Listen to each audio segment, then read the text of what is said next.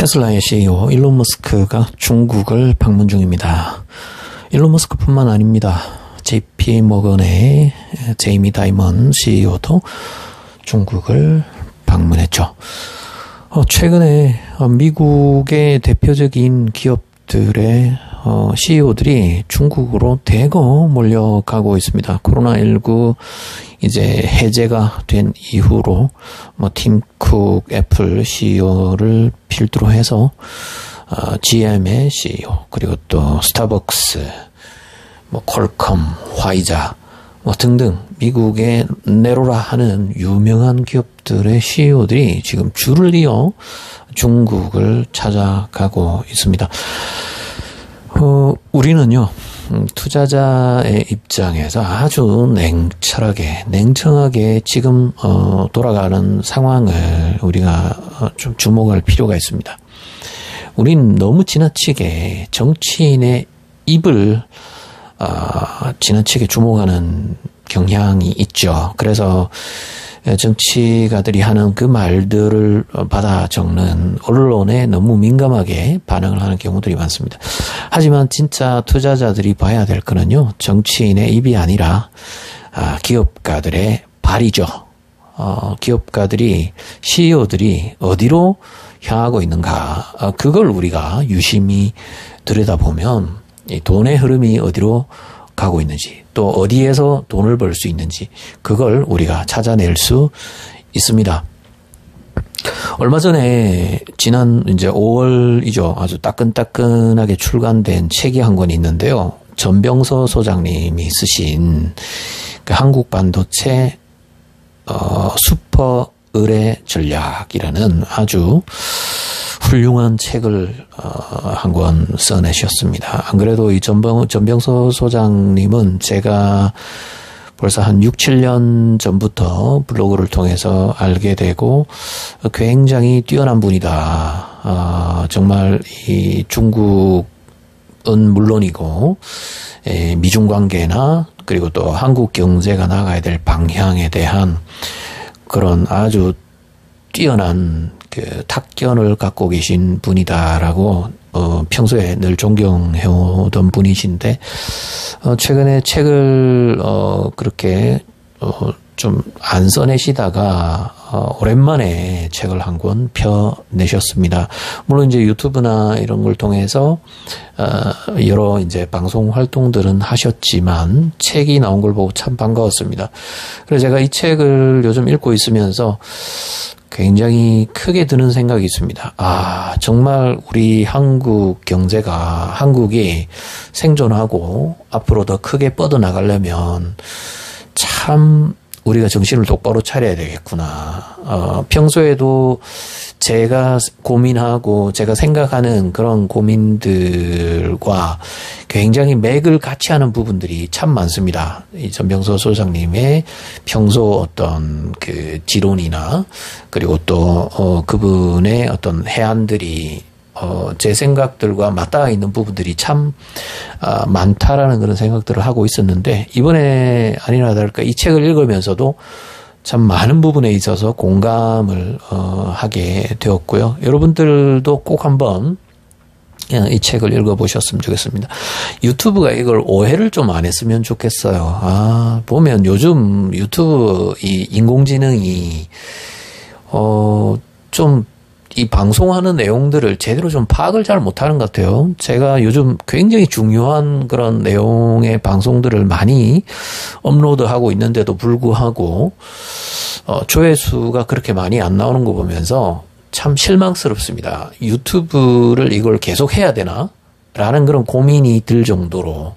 왜냐하면 유튜브 이 알고리즘, 유튜브 이 인공지능이 이게 이제 구글 인공지능을 기반으로 해서 지금 돌아가고 있는 거잖아요. 좀 한계점이 너무 많은 것 같아요. 제가 어떤 메시지를 발신하고, 그리고 또 어떤, 그 중요한 이야기들을 하고 있는지에 대해서 제대로 파악을 못 하는 것 같아요. 최근에 안 그래도 챗 GPT가 등장하고 하면서 많은 사람들이 마이크로소프트의 빙이라든지 아니면 이제 오픈 AI에서 출시한 최근에는 이제 GPT-4까지 나왔죠. 근데 이제 최근에 저도 그 빙을 통해서도 그 챗 GPT를 활용을 할 수 있기 때문에 이제 이 GPT를 활용을 하기 시작했는데요. 가만히 보면 굉장히 뛰어납니다. 생성형 AI의 이 활용도는 어마어마한 그런 가능성을 가지고 있고 엄청난 잠재력을 가지고 있는 것이라고 생각하거든요. 구글도 좀 각성해야 한다고 생각합니다. 특히 유튜브는요, 좀 정신 차리고 수많은 크리에이터들이 수많은 이 메신저들이 하고 있는 이 이야기들을 좀 제대로 좀 해석을 해내고 어떤 좋은 메시지들이 좀 올라오면은 많은 사람들에게 노출을 좀 시켜줘야죠. 맨날 뜨는 그런 방송들만 노출을 시켜줄 게 아니고 저처럼 이렇게 굉장히 중요한 이야기를 하는 방송들을 좀 상위에 노출을 시켜줘야 됩니다. 유튜브 각성하시기 바랍니다. 이 양반 완전 자기 채널 홍보하는 데만 이렇게 시간을 많이 들이는구나 라고 욕을 하셔도 어쩔 수 없습니다. 조회수가 좀 나와야 될 것 아닙니까? 자, 일론 머스크가 중국으로 간 까닭이 뭐냐? 자, 오늘 제가 썸네일을 통해서도 딱 하고 빨간 글자로 그냥 빡 박아놨습니다. 테슬라 곱하기 CATL. 자, 요게 핵심입니다. 여러분, 그 테슬라가 원래 CATL의 일부 그 배터리를 테슬라의 일부 전기차 차종에 사용하고 있다는 것은 알고 계시죠? 그런데 테슬라는 자체 배터리 생산을 하고 있을 뿐만 아니라 그걸로도 모자라기 때문에 CATL에서 배터리를 수급해 와서 그렇게 그 전기차를 생산하고 있습니다. 근데 중요한 거는요. 이때까지는 그 CATL의 배터리를 수입해 와서 미국에서 생산을 했죠. 하지만 이제는 미국에서 이제 법이 바뀌어지지 않았습니까? IRA 법 때문에 그 CATL을 아예 그냥 미국으로 끌어들여 가지고 미국의 배터리 공장을 만드는 그 논의를 하러 일론 머스크가 중국으로 왔다라는 게 블룸버그의 해석입니다. 블룸버그 통신에서 이렇게 보도를 했습니다. 안 그래도 요 방식은요, 우리 언론을 통해서는 별로 그렇게 크게 보도가 안 됐는데요. 미국의 자동차 브랜드 포드가 그동안에는 SK온으로부터 배터리를 많이 이렇게 공급받다가 SK온을 완전 디스해버렸습게 작년에 그 포드 CEO가 아예 대놓고 SK온 전기차 배터리는 화재에 그게 너무 위험성이 많아가지고 실제로 불이 많이 나기도 했었고요. 그것 때문에 아예 그냥 손절을 해버리고 CATL과 손을 잡아버렸습니다. 이걸 사실상 우리나라 언론에서는 뭐 이렇게 좀 대놓고 보도하기가 좀 그렇죠. SK의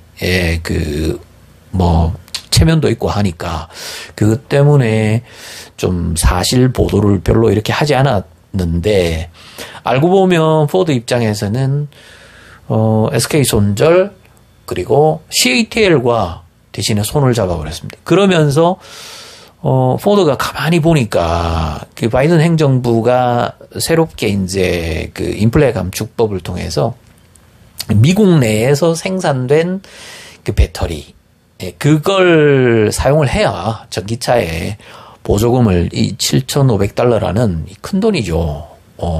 우리 돈으로 거의 1,000만 원 정도 되는 돈이잖아요. 그렇기 때문에 이 큰 돈의 보조금을 받기 위해서는 결국엔 미국 안에서 배터리 생산까지 해내야 되는 이제 그것 때문에 결국엔 여기 아예 그냥 배터리 자체 생산을 하려고 CATL과 합작 공장을 만들기로 했습니다. 근데 아주 묘한 그런 꼼수를 썼습니다. 포드가 이 합작회사의 지분을 100%를 갖고 대신에 기술 로열티를 CATL이 갖는다. 이런 식으로 해서 합작법인을 만들었어요. 그러니까 중국 기업의 지분은 10% 이상 넘어가면 안 되거든요. 10% 이하라야 되기 때문에 이런 꼼수를 쓴 겁니다. 아마도 테슬라도 CATL과 합작 공장을 세우면서 지분은 테슬라가 가지면서 기술 로열티를 지불하는 그런 방식으로 합작 회사를 만들어서 공장을 건립하고 배터리 생산을 할 가능성이 높아진 것 같아요. 이제 이런 걸 가만히 보면서 와, 이건 여러분은 어떤 생각이 드십니까? 지금 미국 이 정부는 중국을 향해서 온갖 그 제재를 다 가하는 것 같고 뭔가 이 엄청난 기술 전쟁으로 미국이 우위에 서려고 막 하는 이런 어떤 모습이 보이죠. 그리고 또 제가 좀 전에 이야기 드렸던 전병서 소장님이 쓰신 책에도 아주 상세하게 나와 있지만 특히 이제 반도체 이야기를 집중적으로 다룬 책이란 말이죠.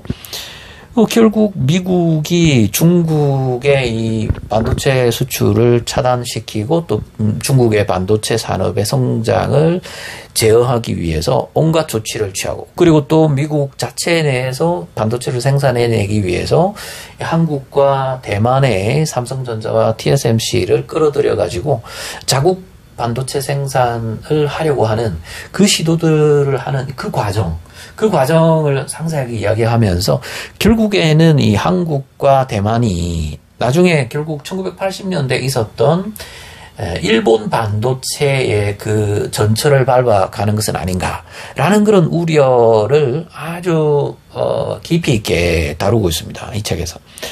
저도 이제 이 부분에 대한 이야기를 제가 벌써 몇 달 전부터 방송을 통해서 계속해서 이야기를 해왔었죠. 한국이 이대로 가다가는 결국엔 반도체 기술마저도 뺏길 가능성이 있고 한국의 반도체 생산 그 능력 자체가 결국엔 미국의 의도대로 붕괴될 수도 있다. 이건 한국뿐만 아닙니다. 지금 대만도 바짝 긴장해야 될걸요. 안 그래도 TSMC의 창업자인 모리스 창도 여러분 들어보셨죠? 이분도 정말 대단한 분입니다. 미국에서 유학을 하고 미국의 실리콘밸리에서 잔뼈가 굵은 다음에 나이가 좀 들어서 50대 이후에 대만으로 돌아와서 대만 정부 주도하에 이 TSMC를 창업을 해서 지금까지 이 TSMC를 키워온, 지금은 이제 일선에서 그 CEO 자리에서 물러났지만 여전히 TSMC에 가장 강력한 영향력을 행사하는 분이거든요. 이 모리스 창이 TSMC가 400억 불을 들여가지고 미국에 그 파운드리 공장을 세우는 것 자체에 대해서 굉장히 큰 우려를 보였습니다. 결국엔 미국의 의도대로 이렇게 페이스대로 말려 들어가다가는 결국 한국이나 대만의 이 반도체 생산 능력까지도, 그리고 제일 중요한 거는 이 전문 인력들입니다. 반도체를 생산하는 데 있어서 그냥 반도체는 로봇 공정으로 다 이렇게 만들 수 있는 게 아니고요. 고도의 그 엔지니어들이 3교대로 돌아가면서 이 반도체를 생산을 해야 됩니다. 그렇기 때문에 사실상 TSMC든 삼성전자든 미국 현지 공장을 짓게 되면은 수많은 엔지니어들이 같이 따라가야 됩니다. 결국엔 생산 시설, 기술, 그리고 이런 고도에 숙련된 인력들마저도 미국에 뺏길 가능성이 높다라고 이야기를 하고 있습니다. 그래서 이거 진짜 심각한 문제다. 그러면서 동시에 미국의 기업들은 중국에 그렇게 많이 들어가서 중국에서 돈을 벌 수 있는 그런 기회들을 지금 굉장히 적극적으로 찾고 있습니다. 최근에 와서 미국의 CEO들의 중국 행보는 이거 어마어마합니다. 이걸 우리가 지금 다 놓치고 있어요. 우리 한국 언론들은 별로 그렇게 크게 보도하지 않고 있습니다. 지금 우리 한국의 CEO들은요, 대기업 CEO들은 잔뜩 겁을 먹고 좀 자유롭게 뭔가 행보를 못 해내고 있어요. 그럼 미국 가서 뭘 하는 거에 대해서는 좀 어느 정도 자유롭게 하는 것처럼 이렇게 보이지만 미국에서도 눈치가 보일 거고요. 그리고 또 미국 눈치 본다고 또 한국 정부 눈치 본다고 중국에는 아예 발길을 거의 뚝 끊어버렸죠. 이거 미국의 이 CEO들하고는 굉장히 정반대의 모습을 보이고 있습니다. 지금 유럽의 정상들도 중국에 굉장히 적극적으로 좀 파고들고 있고 또 유럽의 정상들이 그러니까 독일이나 프랑스의 지도자들이 정치 지도자들이 가면서 자기의 기업 대기업 CEO들을 굉장히 많이 데려가서 중국에서 또 새로운 어떤 신사업들을 할 것이는 없는지 그런 것들을 막 본단 말이죠. 대표적으로 이제 프랑스 같은 경우는 그 중국의 텐진에 에어버스 항공기 생산 공장을 더 확대하기로 했죠. 더 짓기로 했죠. 사실상 이 에어버스는 프랑스에 있어서는 굉장히 중요한 기업이잖아요. 항공기 한 대 이 돈이 어마어마하게 돈을 많이 벌 수 있는 그런 건데 그 생각을 가만히 생각해 보십시오. 프랑스 입장에서는 항공기 생산과 관련된 굉장히 중요한 노하우나 이런 것들 이건요 국가 안보하고도 굉장히 직결될 수 있는 그런 기술 문제가 있을 수 있다고 봅니다. 근데 프랑스는 미국 눈치 안 보고 그냥 오케이 에어버스 텐진의 공장 지어 오케이 그럼 그만큼 중국에 항공기를 더 많이 팔아먹을 수 있는 것 아니냐 라고 그런 논리로 간다는 거죠. 눈치 안 보고 그냥 공장 짓습니다. 근데 지금 우리나라 현대차는 어떤가요? 지금 잔뜩 겁을 먹고 움츠려가지고 오히려 중국의 그 현대기아차 공장 5개가 있는데요. 그거 지금 팔고 있고요. 너무 많이 지금 생산 라인이 거의 다 멈춰 있습니다. 이만큼 지금 한국의 대기업들은요. 중국에서의 사업들에 이상하게도 너무 많이 이렇게 위축되어 있고 뭔가 중국 사업을 제대로 풀어나가지 못하고 있습니다. 그럼 저는 이걸 보면서 야 이게 너무 물론 이제 이건 한국 기업들의 어떤 CEO들의 역량 한계점이 저는 분명히 있다고 생각하거든요. 유독 중국이 한국 기업들만 차별적으로 뭔가 이렇게 억누르고 있거나 그런 거는 없습니다. 일본도 중국에 밑보이면 밑보일 만큼 엄청나게 밑보였었는데도 불구하고 일본 기업들은 지금 열심히 사업 잘하고 있습니다. 돈 잘 벌고 있습니다. 토요타, 닛산, 혼다 중국에서 지금 전기차도 별로 생산을 못 해내고 있어요. 그런데도 불구하고 내연기관 자동차 잘 팔고 있습니다. 네. 그런데도 불구하고 현대기아차는 이렇게 완전 중국에서 삼성전자 휴대폰은 벌써 시장 점유율 다 잃어버렸죠. 그리고 또 이제 현대기아차도 지금 1%대 시장 점유율로 완전 그냥 내려앉아 버렸습니다. 그럼요, 한국 정부라도 제대로 좀 나서가지고 길을 좀 열어줘야죠. 제가 보기에는요, 한국의 이 정치 지도자들이 너무 눈치 보고 겁이 많아가지고 제대로 좀 길을 못 열어주고 있어요. 이번에도 보십시오. 그 반도체 마이크론이 그 중국의 제재로 말미암아서 이제 미국의 반도체 D램을 생산하는 마이크론이 그 중국에 더 이상 이제 반도체를 수출을 못한다라고 이렇게 제재를 딱 받으니까 당장 미국에서 나오는 이야기가 뭡니까? 마이크론의 그 공백을 한국의 반도체 기업이 메고서는 안 된다. 물론 우리가 의리로 따지면 그래 니네 마이크론의 그 공백을 굳이 삼성전자나 SK하이닉스 디램으로 안 메꿀게. 우리 지킬 수 있어. 얼마든지 우리가 그렇게 립서비스 할 수 있습니다. 하지만 정부 차원에서는요, 얼마 전에 어떤 이야기를 했냐면 한국 정부는 그거는 뭐 기업이 알아서 결정할 일이다 라고 이렇게 이야기를 했는데, 물론 그거 굉장히 원론적으로 맞는 이야기입니다. 하지만 저는 그게 굉장히 무책임한 소리로 들렸습니다. 네. 물론 요거는 양면적인 측면이 있긴 한데요. 대한민국 정부는 조금 더 적극적으로 한국의 기업들을 좀 이렇게 디펜스 해줄 필요가 좀 있지 않은가. 너무 좀 무책임하게 내버려두는 그런 경향이 있다. 그리고 좀 최근에는 너무 흑백 논리로 이분법적으로 접근을 해가지고 너무 한쪽으로만 이렇게 미국 쪽으로만 쏠리는, 그렇게 해서 이 우리나라 기업들의 어떤 운신의 폭을 스스로 한국 정부가 스스로 제한시켜버린 것은 아닌가라는 그런 걱정도 참 많이 듭니다. 그래서 제발 좀 미국의 이런 이중적인 플레이를 통해서 오히려 우리 한국 정부나 또는 한국 기업들이 좀 배웠으면 좋겠습니다. 미국은 그렇게 막 중국과 이렇게 기술 패권을 놓고 엄청나게 다투면서 디커플링, 요즘은 이제 디커플링이라는 단어조차도 조심스럽게 꼬리를 내려버렸죠. 그러면서 디리스킹 이제 이런 표현까지 쓰면서 완전 중국과 엄청나게 전쟁이라도 한판 치를 것처럼 막 그러더니 보십시오. 지금 미국의 대표적인 CEO들은 다 중국 들어가가지고 돈 벌려고 다 그렇게 열심히 움직이고 있지 않습니까? 이거 우리 놓치면 안 된다고 생각합니다.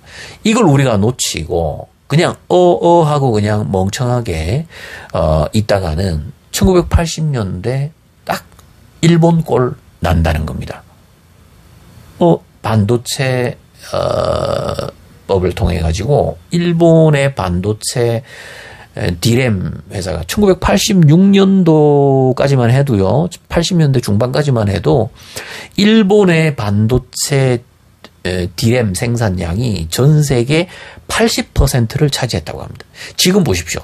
우리나라가 삼성전자, SK하이닉스 이 디램 시장 점유율이 72%입니다. 지금 우리나라 한국의 디램의 70% 점유율보다 1980년대에 일본 그 반도체 디램 점유율이 더 높았다니까요. 그런데 미국이 강요한 이 반도체법 때문에 그 이후에 완전 그냥 일본의 반도체 산업은 몰락해버리고 말았습니다. 이거 우리 진짜 정신 똑바로 차리고 대응해야 됩니다.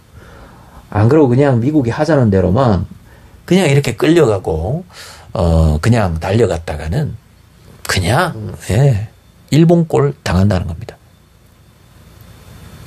그래서 우리 한국의 정치 지도자들은 물론이고 한국의 이 CEO들, 대표적인 우리나라를 대표하는 CEO들이 지금 굉장히 전략적으로 움직여야 될 때가 아닌가라는 말씀을 꼭 드리고 싶습니다.